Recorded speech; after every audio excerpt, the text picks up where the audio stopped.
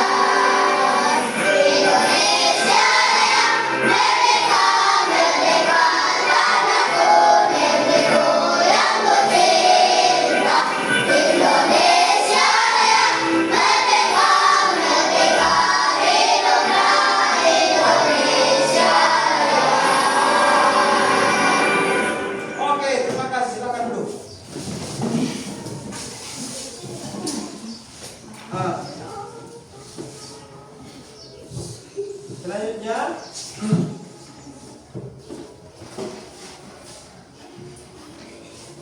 dari lagu yang kita nyanyikan tadi Indonesia Raya, ini menandakan bukti bahwa kita telah memperingati hari ulang tahun Republik Indonesia yang ke-80 sebagai bentuk kecintaan kita terhadap cinta tanah air. Jadi Bapak di sini mau mengajar pada pagi hari ini untuk mengajarkan mengenai coding dan kecerdasan artifisial atau yang disebut dengan AI. Yang nantinya kalian itu yang akan menggantikan generasi berikutnya karena kalian sudah akan dipersiapkan untuk Indonesia maju. Kalian itu termasuk generasi-generasi hebat. Jadi pada pagi hari ini kamu itu sangat senang mempersiapkan sebagai generasi yang apa? Hebat. Aku mau tanya, bagaimana perasaan kalian pada pagi hari ini? Baik. Senang? Tunjukkan dengan ekspresi wajah. Kalau senang bagaimana? Oke. Tepuk salut dulu. Tepuk salut. Jempol kanan, jempol kiri, dua jempol. Salut. Kita masuk pada materi. Kegiatan atau aktivitas kalian sebelum ke sekolah itu mulai dari bangun tidur. Apa yang terlebih dahulu mau dikerjakan? Coba siapa boleh jawab? Kalau bangun tidur, apa saja yang mau dipersiapkan sebelum mau berangkat ke sekolah? Buku. Apa? Mempersiapkan peralatan atau buku? Habis bangun tidur sebenarnya harus mau apa dulu? Membersihkan apa dulu? Tempat tidur. Selanjutnya? Kalau ada yang bangun jam 5 itu biasa beribadah dulu. Bangun, ambil sembahyang, sholat, beribadah. Selain beribadah, merapikan tempat tidur, mandi. Habis mandi baru? Habis mandi apa? Sudah, kalau sikat gigi itu sudah termasuk dalam mandi satu kali sekalian. Habis mandi, pakai baju seragam. Kalau sudah rapi baru berangkat ke sekolah. Mau berangkat ke sekolah, mau pamitan ke orang tua tanya. Mau pamitan. Bagaimana mau cara pamitan? Papas gigi, saling dulu. Dari pertanyaan itu, coba lihat. Dari pertanyaan yang muncul tadi, kegiatan yang pernah lakukan setelah bangun tidur itu biasa mau apa? Ada yang bilang ibadah, merapikan tempat tidur, habis itu mandi, berpakaian, baru pergi sekolah. Coba kalian pikirkan atau kalian bayangkan bagaimana cara menyelesaikan masalah itu yang semua itu dilakukan dengan baik, dan mengapa kita harus berpikir secara logis dalam setiap menyelesaikan satu masalah. Coba lihat, mulai orang dari bangun tidur, mungkin dari bangun tidur orang langsung mau pergi apa? Belum mandi kok langsung pakai baju seragam. Untuk tujuan pembelajaran kita pada pagi hari ini itu mengenai setelah mempelajari bab mengenai memecahkan masalah sehari-hari dengan logika, kalian atau peserta didik mampu menerapkan logika untuk memecahkan masalah dalam kehidupan sehari-hari.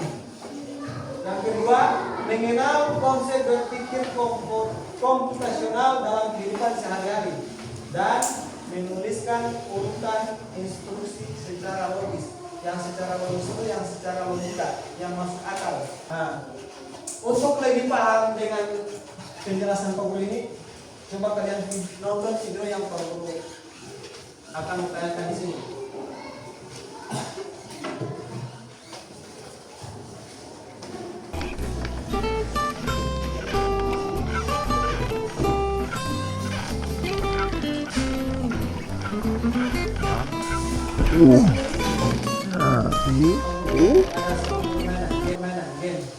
Silakan semua berdiri. Nah, kamu akan bermain untuk melatih kecerdasan otak kalian untuk melihat bagaimana otak kanan dan otak kiri bekerja secara bersamaan, saling terhubung antara otak kanan dan otak kiri. Kamu ada punya permainan, yaitu tembak 0, tembak 1, 2, 3, 4, dan 5. Apa perempuannya mana yang paling cepat itu yang lebih benar. Siap? Siap. Tangan di samping bawah berdua. Tembak 1, tembak 3, tembak 4, tembak 2,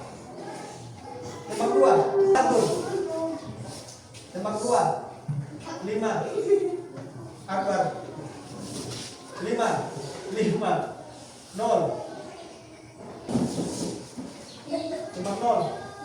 Satu orang. Tembak nol. Jadi ini permainan. Berikan tepuk tangan. Kalian akan lihat ini cara pemecahan masalah secara logika. Pakai logika, secara logis. Kalau bahasa saya bilang pakai otak. Jangan pakai apa? Pakai otot, pakai otak, bukan pakai otot. Dari video tadi yang mengenai urusan dengan beruang, ini dengan baik. Di situ bisa dijelaskan bahwa permasalahan itu harus diselesaikan secara logis atau secara logika. Siapa yang tahu itu cara berpikir komputasional itu bagaimana? Cara berpikir manusia seperti komputer. Hai dari Sobat Eksis, bagaimana kabar kalian hari ini? Semoga kalian semua dalam keadaan baik dan sehat. Berjumpa kembali dengan Kak Ella di channel Edukasi Eksis, tempatnya kita belajar dan berbagi wawasan. Pada video kali ini, Kak Ella komunikasi dan mendapatkan informasi. Kita dapat menggunakan komputer untuk mendapatkan informasi melalui internet, bahkan berkomunikasi dengan orang lain. Sangat canggih bukan? Oleh karena itu, kita harus meniru kecanggihan komputer dengan cara berpikir komputasional. Apa itu berpikir komputasional? Agar kalian lebih mengetahuinya, yuk kita canggih, urut, sesuai dengan langkah-langkahnya dan mampu mengelompokkan masalah sesuai tugas dan polanya. Jadi dalam seperti algoritma, dekomposisi, pola, dan abstraksi. Kita pahami dulu pengertian beberapa prinsip dalam berpikir komputasional. Algoritma adalah langkah-langkah yang berurutan kegiatan. Yang kedua, dekomposisi. Dekomposisi adalah proses memecahkan masalah kompleks menjadi bagian-bagian yang lebih kecil dan lebih mudah untuk diselesaikan. Yang ketiga adalah pola, yaitu sesuatu yang diulang-ulang. Abstraksi adalah proses menemukan informasi yang penting untuk menyelesaikan suatu masalah dan mengabaikan informasi yang lain yang tidak penting. Algoritma, dekomposisi, pola, dan abstraksi merupakan program komputer. Nah, kali ini kita akan mempelajari prinsip dekomposisi. Sesuai dengan pengertiannya, dekomposisi adalah proses memecahkan tugas yang lebih kecil agar mudah untuk diselesaikan. Bagaimana ya dekomposisi itu? Nah, kita simak contoh dekomposisi dalam kegiatan sehari-hari berikut. Perkenalkan, namaku Rara. Aku adalah siswa kelas 4 SD di SD Nusantara. Saat di sekolah, aku dan teman-temanku mendapatkan tugas cara kerja komputer tersebut untuk memecahkan masalah dalam kehidupan sehari-hari. Di Kak Ella, jangan lupa untuk like, komen, dan share video ini ke teman-teman kalian semua agar teman-teman kalian dapat belajar bersama di channel Edukasi Eksis. Lebih lanjutnya, Pak Guru akan melakukan di sini LKPD untuk tiap-tiap kelompok. Di sini kelompok 1, kelompok 2, dan kelompok 3. Silakan dikerjakan di tiap-tiap kelompok. Pak Guru kasih waktu tiap kelompok itu 5 menit tiap kelompok mengerjakan.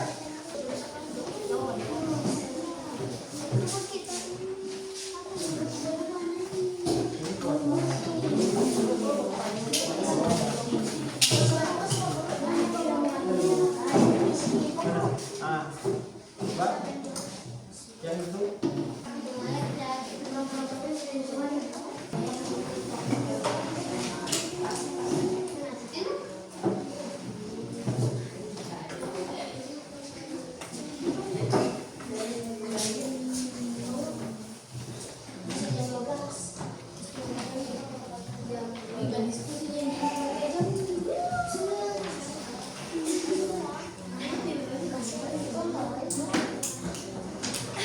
yang sudah. Kelompok yang sudah. Kelompok 1, kelompok 2 sudah. Kelompok 3 sudah selesai. Jadi kau memintakan tiap kelompok, masing-masing kelompok mempresentasikan hasil diskusi di depan kelas. Jadi tiap-tiap kelompok mempresentasikan di depan, maju di depan. Kau mengajak kelompok mana yang duluan maju? Assalamualaikum warahmatullahi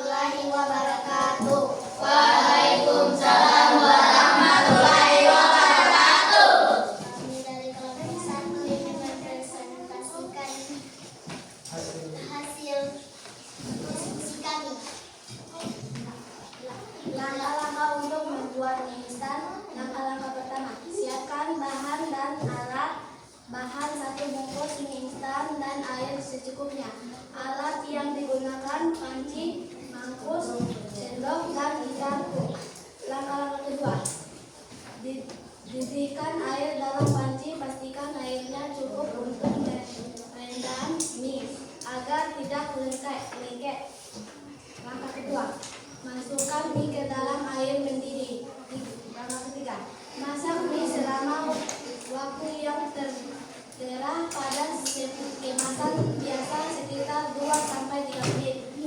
Langkah ketiga, tiriskan mie dari air rebusan, buang air bekas rebusan untuk menghilangkan zat yang kurang sehat.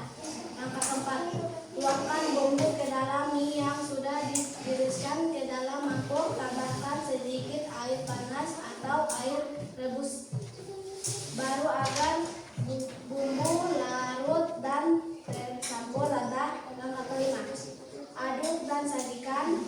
Aduk mie hingga bumbu tercampur dengan rata dan mie siap disajikan. Oke, tepuk tangan untuk keluarga. Dari langkah-langkah yang kalian pelajari tadi, kan langkah-langkahnya itu berurutan yang secara sistematis. Jadi dari langkah pertama, kedua, sampai dengan terakhir ada yang sampai kelima. Sama dengan tadi yang untuk pembuatan nasi goreng mie instan sampai langkah kelima. 5 langkah yang terlaksanakan di situ. Itu DP urutan itu sesuai dengan urutan secara sistematis. Langkah keempat mau pergi di langkah kedua, boleh atau tidak? Langkah pembuatan mie instan. Langsung terima. Mie diangkat dan siap untuk disajikan. Sekarang belum lihat panas, belum kasih bumbu, belum aduk, so langsung mie siap disajikan. Dari sini semua paham dengan penjelasan yang Pak Guru telah jelaskan? Jadi di situ cara berpikir secara komputasional kita harus mempelajari dengan langkah-langkah yang kita mau laksanakan dalam. Jadi untuk pembelajaran kali ini pada pagi hari ini sudah selesai. Semoga ilmu yang kita dapat menjadi barokah dan menjadi ilmu yang bermanfaat buat kalian. Kita tutup pembelajaran pada pagi hari ini dengan mengucapkan alhamdulillah. Demikian pembelajaran pada pagi hari ini. Assalamualaikum warahmatullahi wabarakatuh.